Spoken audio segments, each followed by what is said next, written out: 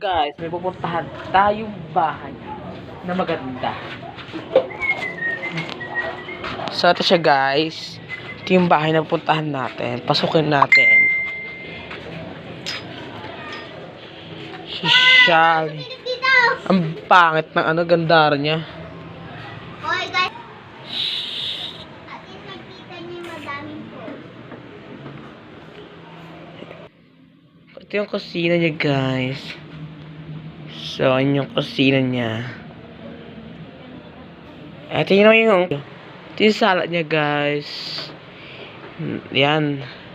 Hindi pa namin siya nalinisan. So, mamaya namin siya nalinisan. Yan.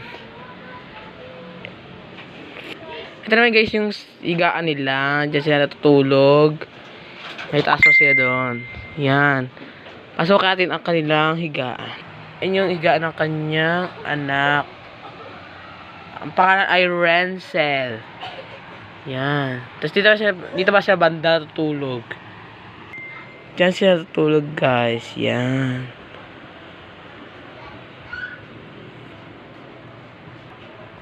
Play. Dito ka play na ba guys? So guys, uwi tayo sa bahay namin. Kasi nagkakahit na dito yung may-ari na may bahay. Charot. So wala sa tayo guys. Sa natin po nila. And then ito, sabi natin siya sarado.